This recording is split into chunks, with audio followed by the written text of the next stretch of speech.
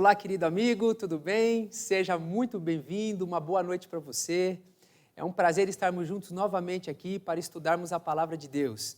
Eu estou acompanhando toda noite as interações aqui nas páginas, estou vendo os comentários e estou muito feliz com o seu envolvimento. Que Deus abençoe você e sua família no aprendizado da Palavra dEle. Quero nessa noite aqui dar um abraço muito caloroso a todos os meus queridos irmãos aqui de Ibitinga, de Borborema, onde eu sou pastor. Estou também acompanhando a dedicação dos irmãos em compartilhar, em marcar os amigos. Estou vendo vocês toda noite aqui, isso traz muita alegria para o coração. Recebo o meu abraço muito forte, muito carinhoso aí no seu lar, tá bom? Outras pessoas também, de São Paulo capital, de outros lugares do Brasil, estão nos acompanhando. Sejam muito bem-vindos também para essa série que estamos tendo, que é a série O Amor Revelado na Cruz. Nessa noite, vamos estudar um tema muito importante, o símbolo da cruz. E eu queria que você prestasse bem atenção no tema de hoje, porque vamos até entender de forma mais profunda o verdadeiro significado da Páscoa. No entanto, como sempre fazemos, é sempre importante contextualizar o cenário bíblico. E eu quero convidar você a olhar comigo como que o povo de Israel foi parar no cativeiro egípcio. É que houve um período que o Egito não foi governado pelos egípcios. Os hicsos dominaram o Egito e governaram cerca de 70 anos, por volta do ano 1640 a 1570 a.C. E estes hicsos eram semitas, então tinha uma proximidade com os hebreus que também eram semitas. Só que ao ficarem no governo durante 70 anos, depois eles tiveram um contra-ataque de um general chamado Amose I. O Amose I montou um grande exército e foi até a capital na época, Avares, tirou o faraó Ixo do poder e então voltou uma dinastia egípcia novamente no governo do Egito. Ele inaugurou a 18ª dinastia. E agora esse faraó, Amose I, ele faz o seguinte: com muita raiva do povo semita, ele escraviza os hebreus que eram semitas. Dessa forma, o povo de Israel passa a participar de uma tortura lá no Egito. Eles passam a ser escravos no Egito. E eles ficam escravos durante 430 anos. Um período muito grande, até que Deus chama Moisés. O Senhor levanta Moisés para poder libertar o povo de Israel. Moisés já estava idoso nessa época, com cerca de 80 anos, e de repente, andando no deserto, ele vê uma sarça, uma planta pegando fogo, e uma voz, era a voz de Deus, e a voz dizia assim: Moisés, tire as sandálias dos seus pés, porque o lugar que você está é terra santa. E Deus faz o chamado para Moisés: Moisés, você agora vai libertar o meu povo lá do Egito. Moisés, óbvio, ele relutou. Um senhor idoso de 80 anos, tendo que enfrentar agora o faraó, que era o representante da maior potência do mundo, para libertar um povo que estava já no cativeiro 430 anos, como ele conseguiria fazer isso? Moisés diz: não, Senhor, eu não consigo ir, eu não posso ir. E Deus, então, ele vai quebrando as objeções de Moisés. É muito interessante essa narrativa. Depois você lê com calma na sua casa, Êxodo capítulo 3 e 4. Moisés, ele dá 5 objeções e Deus quebra 5 objeções e por fim Deus fala assim: Moisés, você vai, eu vou enviar o seu irmão com você. E aí Moisés recebe a incumbência de Deus para libertar o povo de Israel do cativeiro egípcio. Ele vai até Faraó e diante de Faraó ele diz: Faraó, eu venho aqui em nome do Senhor dos Exércitos, o Deus de Israel, e o meu Deus está dizendo que o meu povo precisa ser liberto. O faraó, obviamente, rejeitou essa argumentação de Moisés e falou: não, o povo hebreu vai continuar aqui, escravos, sob o meu jugo. Não há Deus em nenhuma circunstância que vai tirar esse povo das minhas mãos. O próprio faraó endureceu o seu coração e não deixou o povo de Israel ir. Então Deus teve que intervir de forma miraculosa. Você sabe que os egípcios, eles eram politeístas, acreditavam em vários deuses. Eles tinham o deus do Nilo, tinha o deus da agricultura, o deus que cuidava dos animais, muitos deuses. E com esse endurecimento do coração de Faraó, Deus então manda 10 pragas sobre o Egito. E é interessante que as 10 pragas que caem no Egito representam uma afronta a cada divindade egípcia. Quais foram as 10 pragas? Vamos ver aqui então as 10. Deus mandou a primeira praga, que foi o sangue. O Nilo ficou todo ensanguentado, as águas se transformaram em sangue. A segunda praga foram rãs, que cobriram toda a terra do Egito. A terceira praga foram piolhos. O pó da terra se tornou em piolhos, os quais cobriram as pessoas, os animais, e Faraó não deixou o povo ir.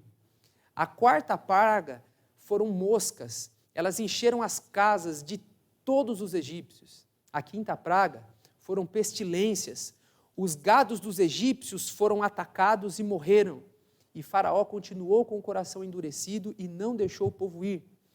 A sexta praga foram úlceras que apareceram nas peles dos egípcios, nas peles dos animais, e Faraó não deixou o povo partir. A sétima praga foi uma chuva de granizo forte que caiu nos campos, e o Faraó clamou por perdão, prometeu deixar os israelitas irem, mas no final ele mudou de ideia e não deixou. A oitava praga foram os gafanhotos, e os gafanhotos devoraram todas as árvores, as plantas da terra do Egito. A nona praga foi a escuridão, que cobriu toda a terra durante 3 dias. E a última praga foi a morte do primogênito, onde todas as famílias dos egípcios tiveram o seu primogênito morto. Então Deus enviou estas 10 pragas sobre o povo do Egito para contestar a divindade egípcia e mostrar que só há um Deus, o Eu Sou, o Todo-Poderoso, o Deus de Israel. Faraó então sentiu estas pragas assolarem todo o seu povo e a sua própria casa. Mas antes da 10ª praga, Deus ele já tinha orientado Faraó. Antes de todos os primogênitos morrerem, Deus, através de Moisés, falou para Faraó o seguinte, Êxodo capítulo 11, o verso 4 e 7, diz assim, Moisés disse, assim diz o Senhor, cerca da meia-noite passarei pelo meio do Egito, e todo primogênito na terra do Egito morrerá, desde o primogênito de Faraó, que se assenta no seu trono, até o primogênito da serva que está junto a Mó, e todo o primogênito dos animais. Haverá grande clamor em toda a terra do Egito, o qual nunca houve, nem haverá jamais. Verso 7, eu até grifei em vermelho, diz assim, porém contra nenhum dos filhos de Israel, desde os homens até os animais, nem ainda um cão rosnará, para que saibais que o Senhor fez distinção entre os egípcios e os israelitas. Então a mensagem de Deus para Faraó foi clara. Antes de Deus dar a 10ª praga, Moisés foi um instrumento de Deus para dizer isso para o Faraó.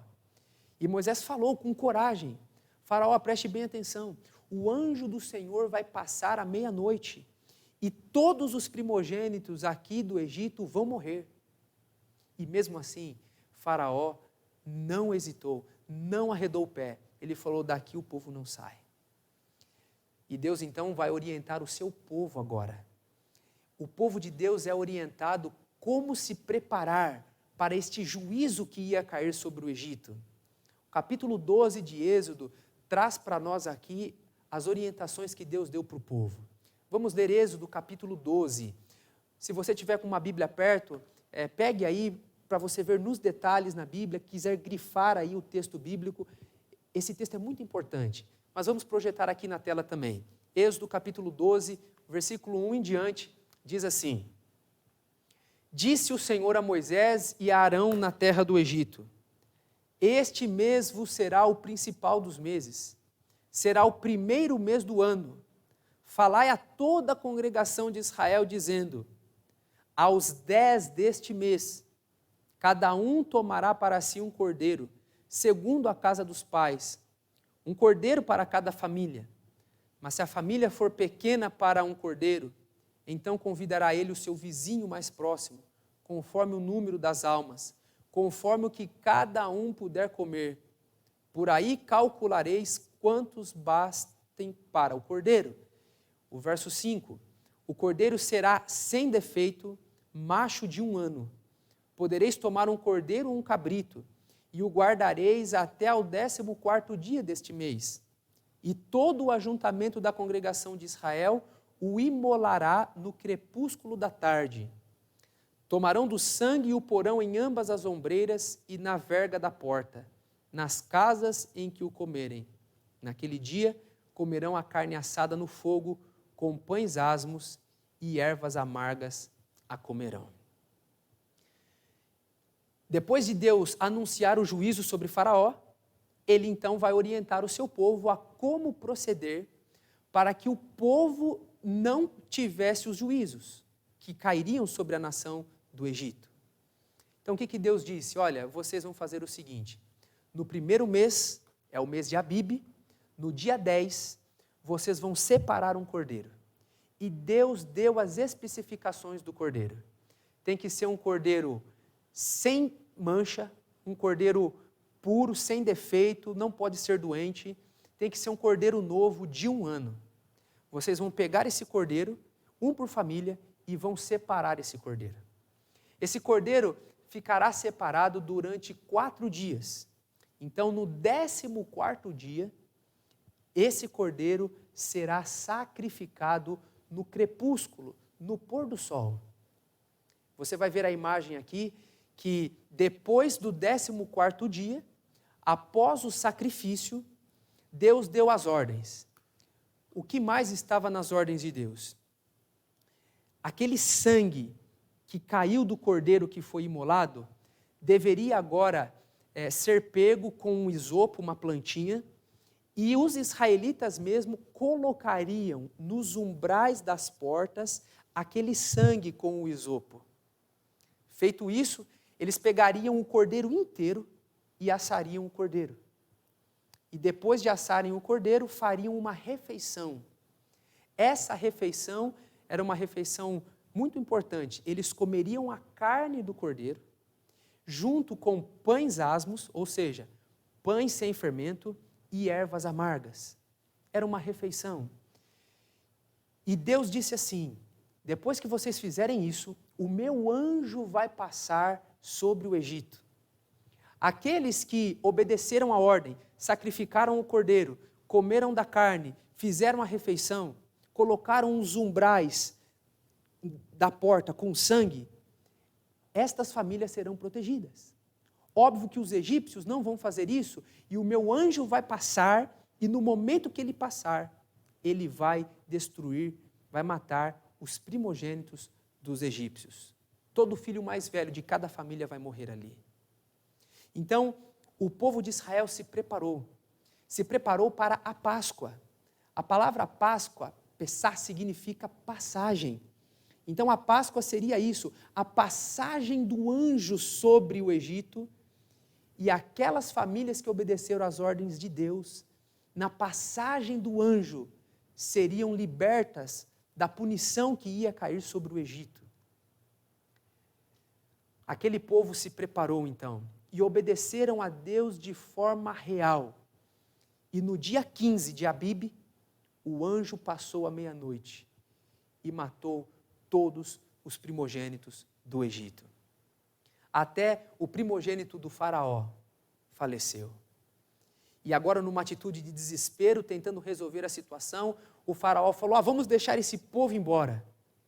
Então, depois da 10ª praga, o faraó deixa o povo de Israel ir.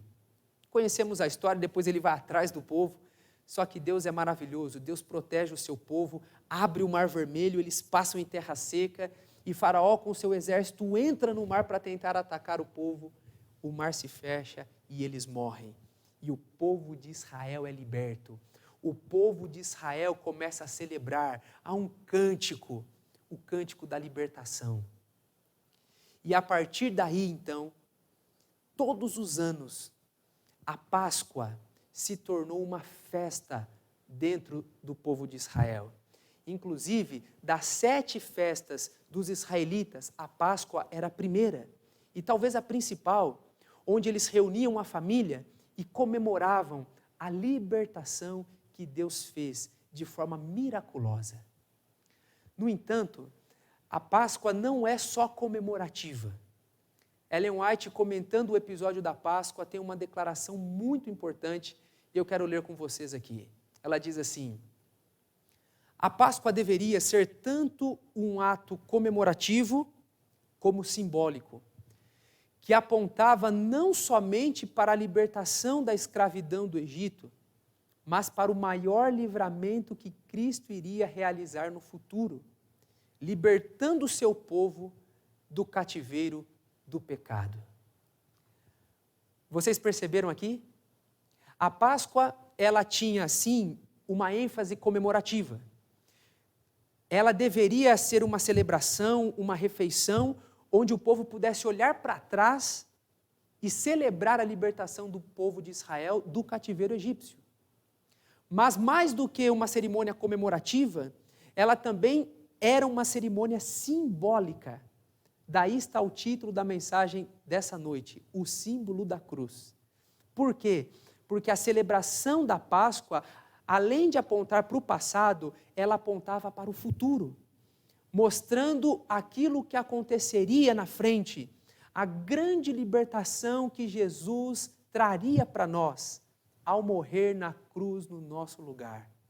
Então a Páscoa, ela tinha uma ênfase no passado, mas também tinha uma ênfase no futuro. Era comemorativa, mas era também simbólica, apontando para o ato redentivo de Deus em salvar a humanidade através da vida de Jesus Cristo. E nessa representação da Páscoa, esta instituição, esta festa, ela simbolizava tanto o evento quanto o tempo. Qual que era o símbolo do evento da Páscoa? Vamos começar com o cordeiro. Deus tinha dado uma ordem para que os israelitas separassem um cordeiro. E esse cordeiro tinha algumas características. Vocês vão ver no quadro agora as seguintes características. Em primeiro lugar, o cordeiro tinha que ser sem defeito e de 1 ano. O que isso simbolizava? Que Jesus Cristo, o Cordeiro de Deus, viria também ao mundo sem defeito, sem pecado, numa natureza pura, e ele morreria cedo também, na flor da idade. Segundo, não poderia ter osso quebrado. Quando Cristo morreu na cruz, nenhum de seus ossos também fora quebrado. Na prática da crucifixão, que inclusive nós vamos falar amanhã, era muito comum alguns soldados, para adiantar a morte daquele que foi sentenciado, quebrar os ossos da pessoa. Assim ela morria mais rápido. Porque tinha pessoas que ficavam penduradas nas cruzes durante 5, 7 dias até. Então eles quebravam os ossos das pessoas. Assim como o cordeiro não podia ter osso quebrado, os ossos de Jesus não seriam quebrados. E não foram. Terceira característica do cordeiro pascal. O cordeiro tinha que ser assado inteiro. Era um símbolo também que Cristo, de forma completa, se entregaria para cada um de nós. E naquela cerimônia, naquela refeição pascal, o cordeiro precisava ser ingerido. Nós também não apenas devemos crer no Cordeiro de Deus, nós precisamos nos apropriar dos seus méritos, nós precisamos nos nutrir de todas as suas verdades declaradas para nós. Não adianta crer, é preciso nutrição do contato íntimo com Jesus Cristo. Então, resumindo, o cordeiro da cerimônia pascual lá no Egito era um símbolo do cordeiro que viria e cumpriria todas as especificações. Aquela cerimônia, então, era um símbolo da cruz, um símbolo do Cordeiro de Deus, apontando para Jesus Cristo.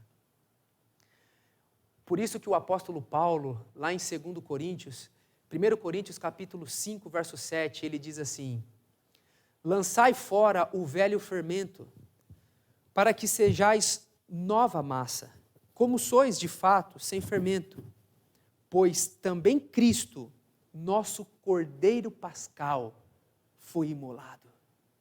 Aqui o apóstolo Paulo está reconhecendo que Cristo foi o nosso Cordeiro Pascal. O símbolo chegou na realidade. Mas ainda com relação aos símbolos da Páscoa, alguns detalhes estavam ali naquela refeição que Deus estipulou. Vocês vão ver aqui na imagem aquilo que fazia parte da refeição.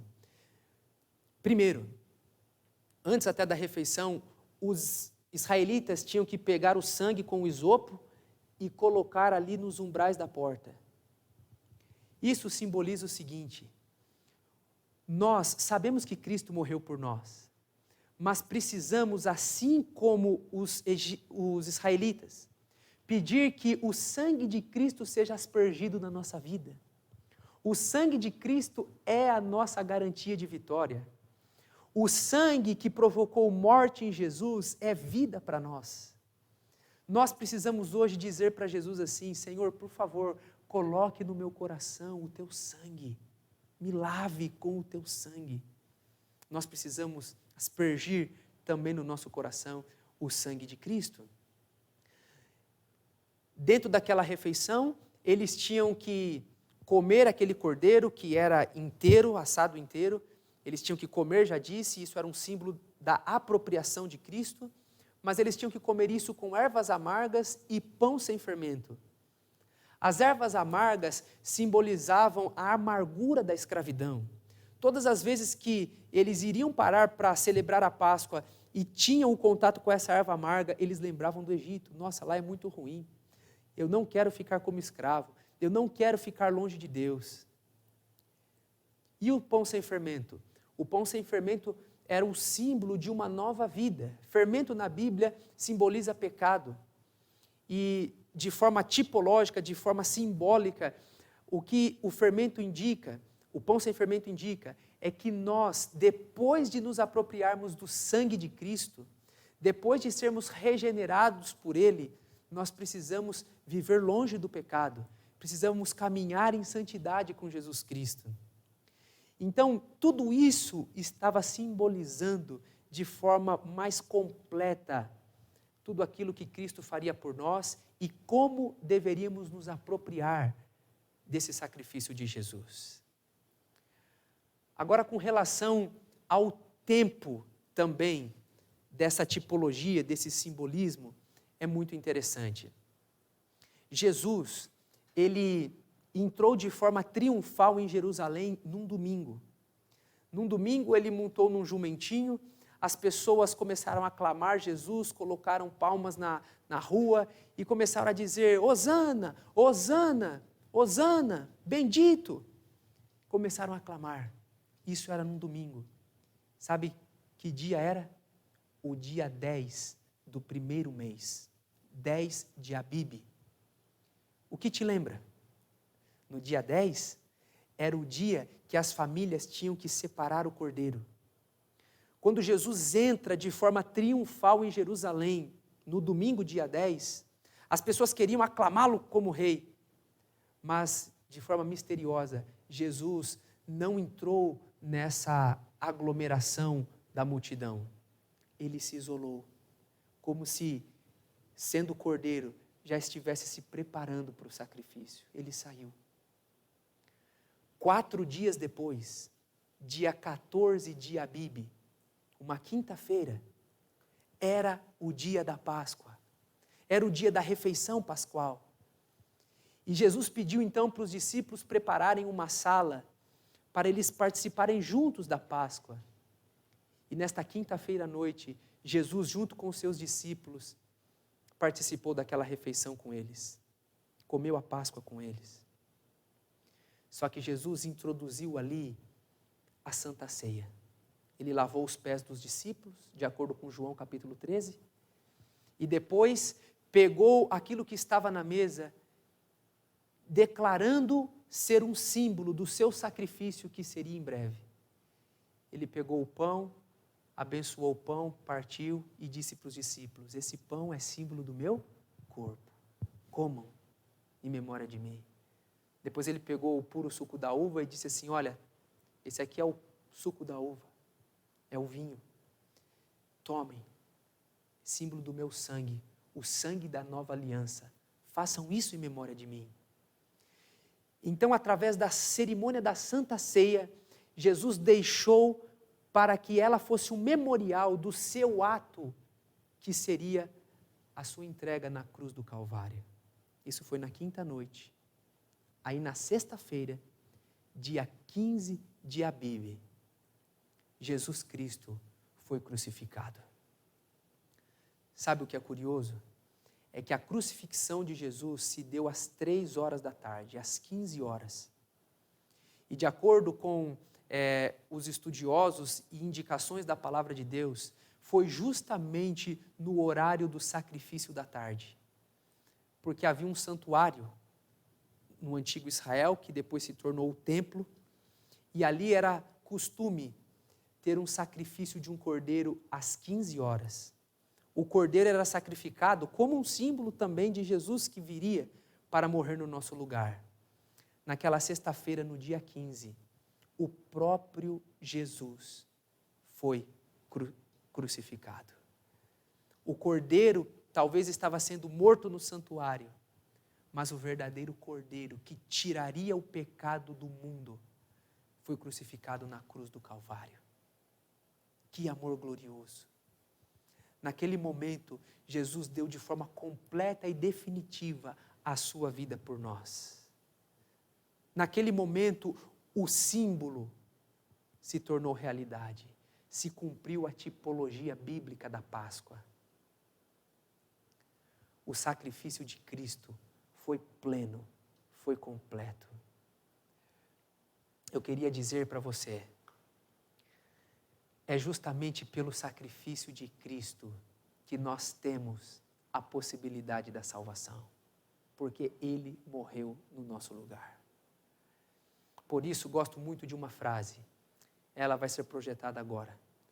A frase diz assim, não há estrada para o céu que não passe pelo Calvário.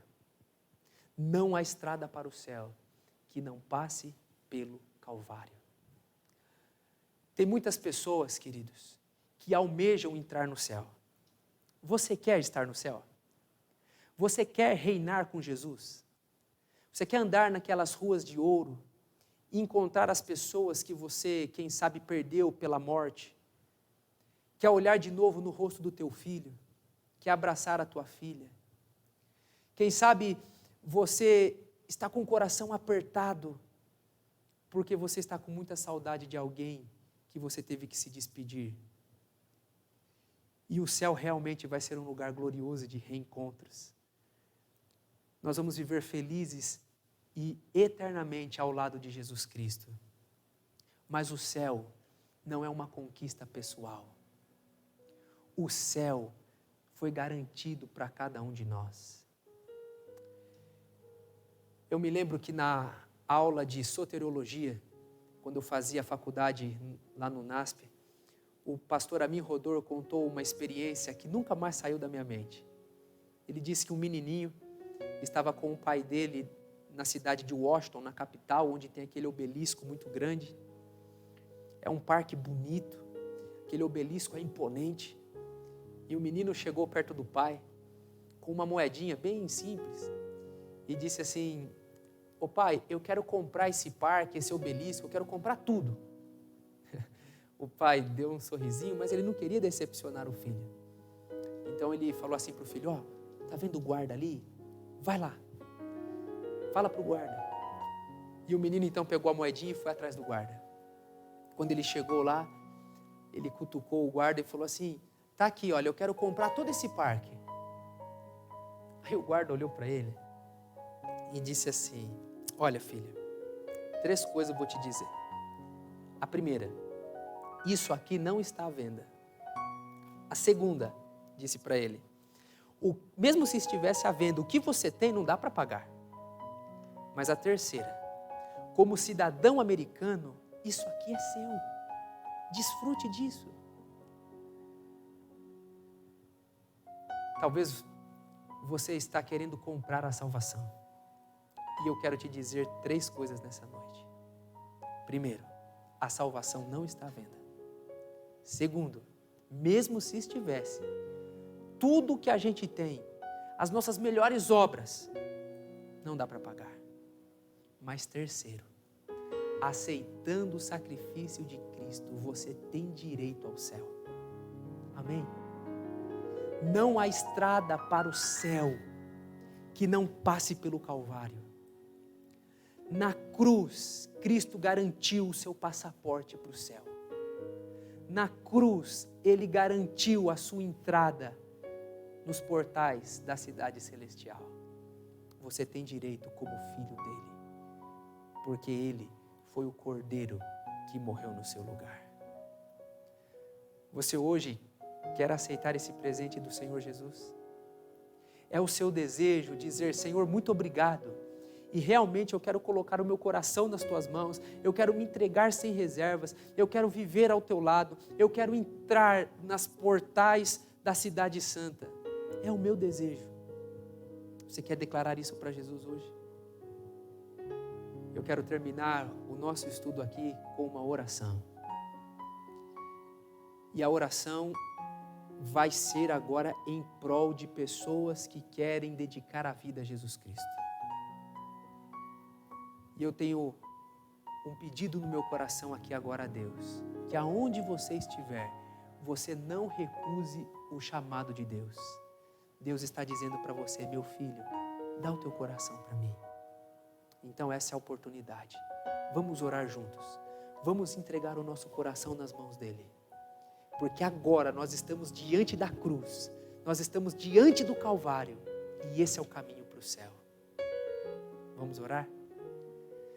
Querido Deus, mais uma vez te louvamos, Senhor, porque de forma completa, aquilo que foi anunciado de forma simbólica, através da cerimônia da Páscoa, se cumpriu com a vida de Jesus Cristo.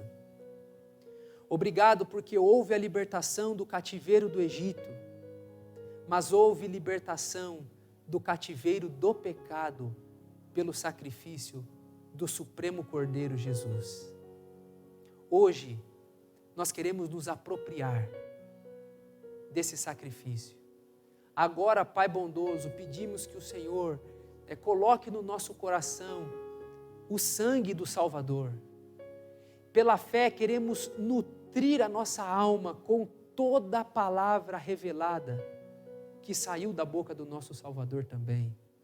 Queremos aprender dele, comungar com ele a cada dia, para estarmos um dia com o Senhor na eternidade. Aceite o nosso coração, Pai. Nós nos entregamos em tuas mãos agora, em nome de Jesus, o nosso Senhor e Salvador. Amém. Foi muito bom poder estar contigo nessa noite e estudar esse tema tão importante e especial. Amanhã vamos continuar a nossa série, eu quero te ver aqui de novo, ok? 7h30, vamos estar conectados e vamos ter a bênção, a alegria de aprendermos sobre mais um assunto importante. Então quero fazer um pedido para você. Amanhã é a sexta-feira de Páscoa, é um dia que as pessoas estão com o coração aberto. Você vai receber um convite muito especial, inclusive nós vamos postar esse convite aqui na nossa página, ok? E aí, você vai mandar esse convite de forma personalizada para 5 ou até 10 pessoas. Mande o convite para ela e convide ela para estar conosco amanhã aqui, porque amanhã nós vamos estudar sobre o momento da cruz. Nós vamos aprender o que aconteceu ali quando Jesus foi crucificado. Vai ser uma noite de inspiração, ok? Então, entre depois aqui na página do Compreendendo as Escrituras, vai ter um convite especial e você mande esse convite para outras pessoas participarem da live conosco aqui amanhã, 7h30, tá bom? Então a gente se encontra, quero te ver de novo aqui. Um grande abraço, fique com Deus e boa noite.